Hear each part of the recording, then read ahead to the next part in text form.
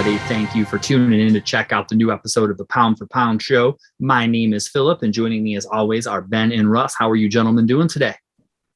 Very good. Great, Phil. Good to see you. Good stuff. Good stuff. Well, hey, we got a lot to get into, so let's not delay. Real quick, let's touch on one of the craziest fights we've seen in a long time where you didn't get a chance to recap. Yuri Prochazka, the new 205 light heavyweight champion. An insane fight against Glover Teixeira. I'll throw it over to Russ and then over to Ben. You guys let me know what you thought of the fight. Absolutely insane fight. I mean, it was so back and forth. Like if it was in a movie, you'd think it was just fake. It was just too ridiculous how many times you thought one person had it and then it flipped to the other person. It looked like Glover was on the path to victory. It looked like he was like 30 seconds away from winning a decision, 3-2, and then Yuri got that submission on like just out of pure exhaustion by Glover. It was an amazing fight and an amazing finish. And I don't know anybody on earth that picked Yuri by submission, but that's what happens when you take the, what is he, 42 or 43-year-old man into deep waters and he just had nothing left to even fight it. Yeah. It's such an excellent fight. One of my favorite fights ever. Like Russ said, just back and forth the whole time. Like the momentum shifted so many times during that fight. One person's rocked. The other person's rocked. One person's caught in a submission attempt. Another person. It's just, there was so much heart and will shown in that fight that I'll have mad respect. I already had mad respect for both guys, but even more after. It's like, they're such warriors, and like Glover's such a legend of the sport, man. Going toe to toe with one of the baddest guys right now. And he was, like Russ said, he was going to win the fight. And then he got just exhausted and he took a beating. He got some good shots in Yuri too. Yuri was busted up, man. So it was just such an awesome fight. One of my favorites of all time. What do you think, Phil?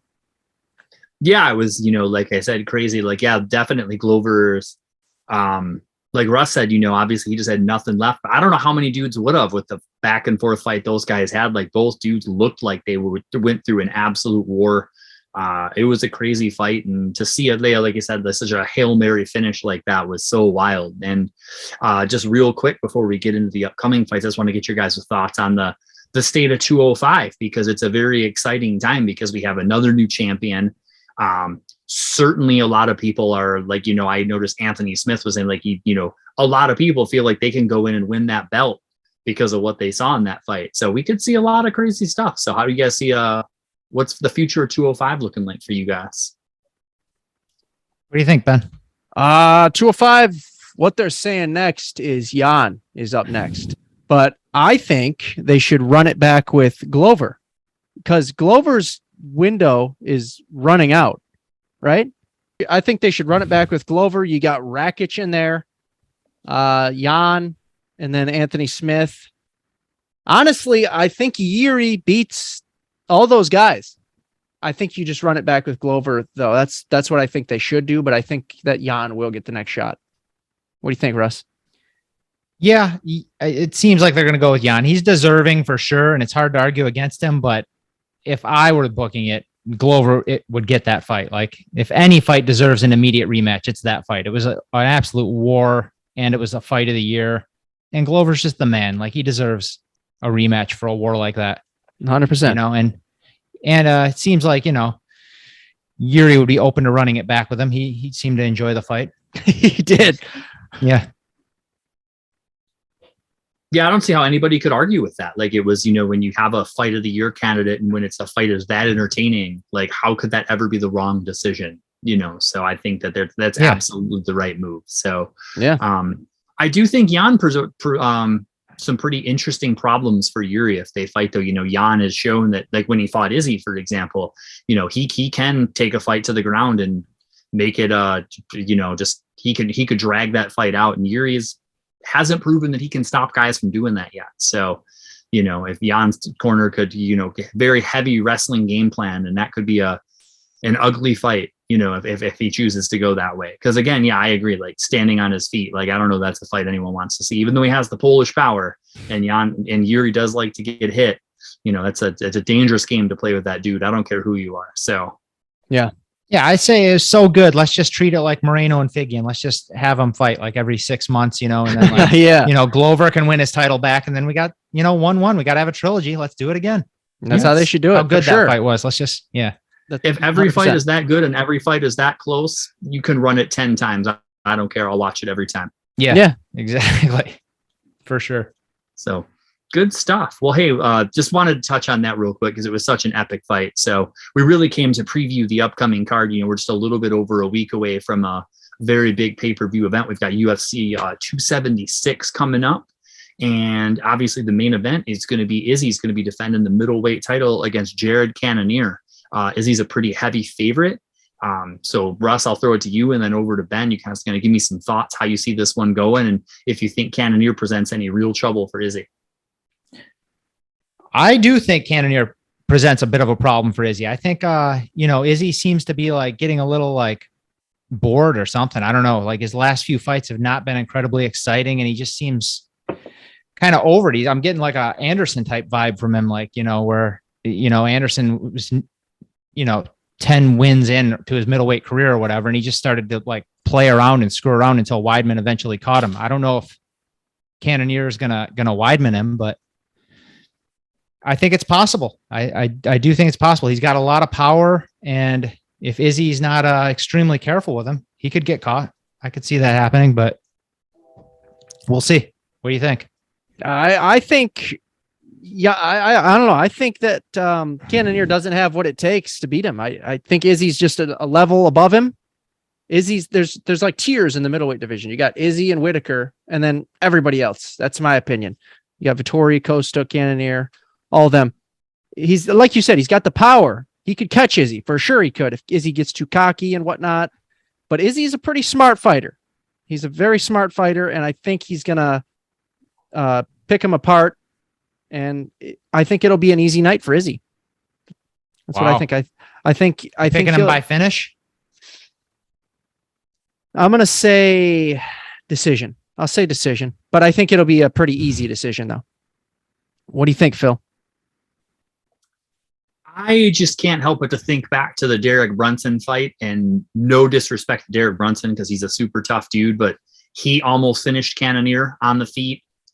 If this fight stays standing, it is not going to go well for Jared Cannonier. I mean, he's got a lot of power and he could catch anybody, but Izzy's not the easiest guy to catch. I think he's a very big, very strong guy. And when he started imposing his will is when he started to have success in those other fights. If I was him and I was his team, I would not be saying like, hey, let's go out there and wing haymakers at Adesanya, because that it'll be a real short. Now, he might not get out of the first round if that's the method he takes. I think he needs to get in close.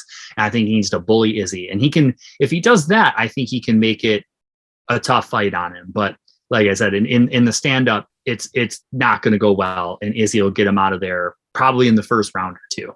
If he can't get it to the ground and he can't make it an ugly fight, it's going to get ugly, but not for the way Cannonier wants it to. I hope you're right. We haven't seen Izzy performance like that since Costa. He's been decisioning a lot of dudes. I think like 4 out of his last 5 have been decisions, and they haven't been incredibly entertaining, really. Especially that Vettori fight. That one just really like shocked me how like uninterested he was. So I hope he brings the fight to Cannonier and really like tries to get him out of there. I don't want to see him coast to a 5-round decision just because he is technically superior than any middleweight for sure. But yeah, a lot of guys can just start to play it safe. Like I said, it seems like, especially since the Jan fight, every fight, it's like he's like maybe not opening up as much because he doesn't want to get taken down. Yeah. And every guy he fights, it seems, has either that's their motive or at least have proven that they're good wrestlers in the past. And he's like, well, I'm not going to get myself in that position. So he's like, if I got to be a little more cautious, so be it. Jan scarred him a little bit. Yeah, he definitely did. And Whitaker probably didn't help things when he started taking him down in the last fight and almost won, Yeah, true. Yeah. And, Jared Cannonier is a bigger, stronger guy than Robert Whitaker. So I imagine if that dude gets a hold of you, he could ragdoll you, and you'd be very hard pressed to get that guy off of you because he's a strong guy. He used to be like 240 something. He was a big dude. Yeah. So he is not small. So I would not want that dude on top of me either. So, but it'll be interesting to see how it plays out. It'll be interesting. I think, the way Cannonier game plans is going to kind of, if he goes out there and tries to engage with Izzy on the feet, it's not going to go well. No. So, well, obviously another fight that is more anticipated than that, even the trilogy fight between Max Holloway and Alex Volkanovski. A lot of controversy, everyone's got an opinion on this. It's just a quick recap. This is their third fight. The first two, Volkanovski won. The first fight, it seems like most people agree he won that decision. Wasn't like a runaway, but it's fairly close fight. The second fight was highly contentious. A lot of people thought Max Holloway won that decision. Volt got it 3-2, and but it was so close there. Even though he's 2-0, they're going to run it a third time. So I'm going to throw it to Ben, you first, and then over to Russ. What do you guys think is going to be different than the first two fights? And do you guys think we can possibly get a different result this time? Well, like you said, very close first two fights. That first fight, Volk won. I would agree with you on that. I think Max won the second fight. Then again, I've only watched it fully one time. I was actually rewatching it when we started this, and I watched the first two rounds. Max, I think, won the first two rounds for sure. I got to rewatch the rest, but I think it goes similar to the first two fights as far as like taking place on the feet, back and forth, close. But I think Max edges it out this time. I think they got the decision wrong in the second fight. So I think it's going to go similar to that second fight. And Max is going to get the better of him on the feet. I don't know what else to say. I mean, that's just how I see it going. What do you think, Russ? I think it's going to be a close fight. I could see it going split decision again. They're both very evenly matched and pretty much impossible to finish. And, when you look at their records, like Max has been to 6 straight decisions and Volk 4 of 6 in decision. So it looks like it's going to be another decision fight. It's going to be tactical, and we'll see if, Volk can point fight him or if Max can actually accumulate enough strikes to get the decision this time. But I just see it going very similarly. Volk is just, very good at winning decisions. He'll do enough to win rounds and get it done. He might take more damage, and it might be close, but I just don't see him losing. He's not getting stopped. I would bet anything on that. So you're going to have to win a decision against a guy that's very good at point fighting. I just don't see that happening. I'm going with Volk again. I think it's going to be an interesting fight. I don't know. I think Max has to be in the mindset that we can't let this go to a decision again. So I think it's going to be interesting because I think Max is going to come out and be even more aggressive. I think he's going to try to make it be like one of us is not making it 25 minutes. He's like, because we cannot leave this in the hands of the judges again. That being said, I think Volkanovski is a lot better than he was the last time they fought. Like every time he fights, he looks like he has improved levels. And not that Max isn't great, because he is, but I think that Max is going to have to finish Volkanovski if he's going to win this fight. And he might. That's going to be very tough because I don't believe anyone ever has. Volkanovski's a hard guy to hit, and when he does get hit, he's proven he's real tough. But I think Max is just going to have to go out there and maybe like a record-setting amount of strikes attempted in this fight to try to get Volkanovski out of there. Like I think Max is going to be overly aggressive, and either it's going to pay off for him or it's not, and Volkanovski's going to be able to work in some takedowns and some of his business and get the decision, which I'm leaning towards. I think Volk is going to get that decision, but I think Max is going to come out and try to get him out of there because he has to know if it goes to decision, he has to feel in his heart, he has to feel like no matter what I do, I'm not going to win a decision. So I got to get this mother effer out of here. Yeah. So even from your predictions are right. Yeah. Even from the first, even from the first to the second fight, Max was more aggressive. He upped his aggressiveness. So you might be right there, Phil. Yeah. But yeah, he's got to feel like he's going to have to beat him like he beat Qatar to win a decision. And I don't think that you're going to do that to Volkanovski. So I think he's just going to come out and he's going to just absolutely empty the tank trying to get a finish, which, could be a calculated gamble. We'll see how it goes. And I don't know if we've ever seen Max throw so many strikes he gets tired. So we may see that. We may see that in this fight. Like he may just come out and just start raining strikes. Because if he don't, like you guys said, it's going to be very similar to the last couple fights. And I just think mentally he has to believe that, like, if this fight goes decision, I can't win. Yeah. Like, what would I have to do to beat this guy by decision? So we're not leaving it to the judges this time. Like, I'm getting this dude out of here. Yeah. I hope your predictions are right, because they're far more entertaining than what I'm thinking is going to happen in the Izzy fight and in the Max Volk fight. I just think we're not in for fireworks, and you're predicting some fireworks. So I really hope I'm with you. I really hope they're like that. Yeah, that's what I'm hoping for. Well, the Cannonier fight could be very boring because it could be him laying on top of Izzy. But like I said, I just think that's his path to victory. Like, I think if he goes out there and tries to strike with him, like Ben said, like, Izzy's at a whole different level. Like, short of an absolute fluke, Cannonier's not hitting Adesanya hard enough to knock him out. Like, Adesanya's going to move. He's going to hit him a lot. And he's just got to get in there and make it an ugly fight, drag him to the ground, push him against the cage, where he can be like the more physically imposing guy because he's so much bigger and stronger. And then, like I said, I think in the Max Volk fight, it has to. Like, that's the only way that if they do the exact, because again, like as the old saying goes, the definition of insanity is trying the same thing and expecting a different result. If Max goes in with the same game plan, probably going to go the same way. Whatever he does, he shouldn't ask the zombie for advice, because Volk tore him up. We don't bring that up on here.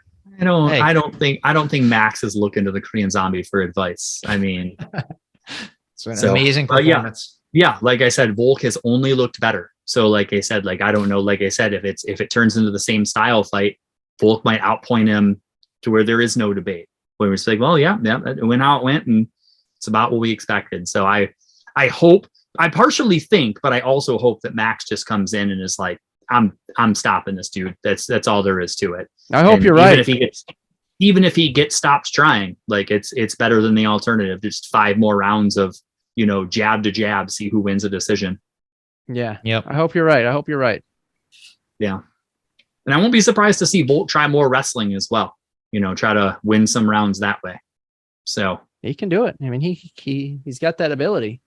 He's really freaking good, whether you like him or not. So, which most people don't seem to.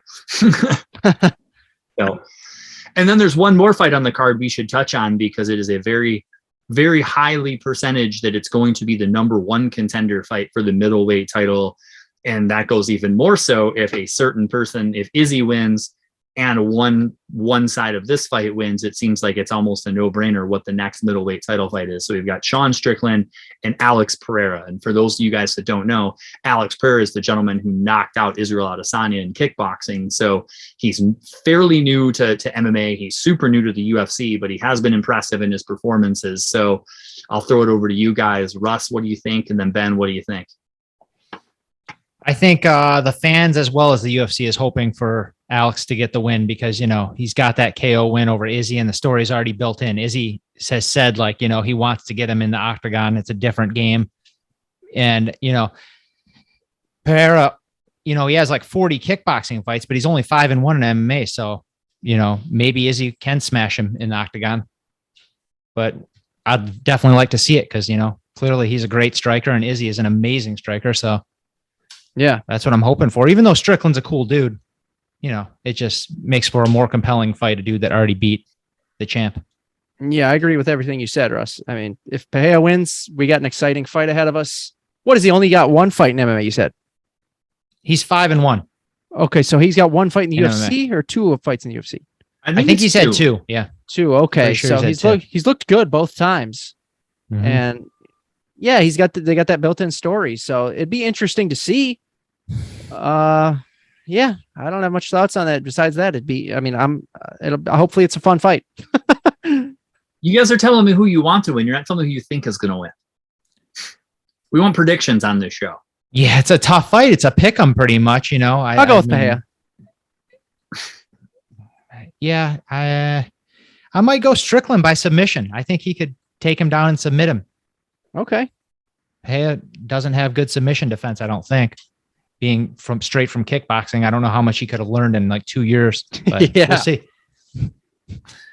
Yeah, Strickland has the ability, like you said, Russ. He's an entertaining guy outside of the cage, but not so much inside the cage. But he does have the ability to suck the life out of people. So like I said, like it's as fun and compelling of a story as that is, and as much as I don't care who it is, if it's Cannonier, Pereira, Strickland, whatever, as long as I want to see Izzy get laid out again, that's the important thing to me. I'm playing the long game here, but yeah, I think Strickland has just got more experience, and he's definitely the best guy Pereira has fought. And unless Pereira can violently finish him fairly early, I think Strickland finds a way to get this done. Yeah. Okay. I don't hate that bet. I don't hate that pick. Mm-hmm. He's on a 6-fight win streak, and he's definitely fought better dudes, of course. So Yeah. A lot more time in the octagon. Yeah.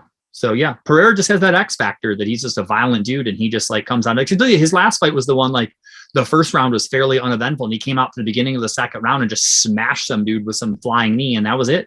Yeah. Crazy. Like, oh, okay. So, people that got that type of knockout power, you can never count them out because they can always just smash somebody. So, shut the lights off. Exactly. Well, we've told the people what we thought were going to happen. Now, the most important part of the show, Russ, why don't you tell the people how to make some money? That's why they really tune in, to get rich watching this show.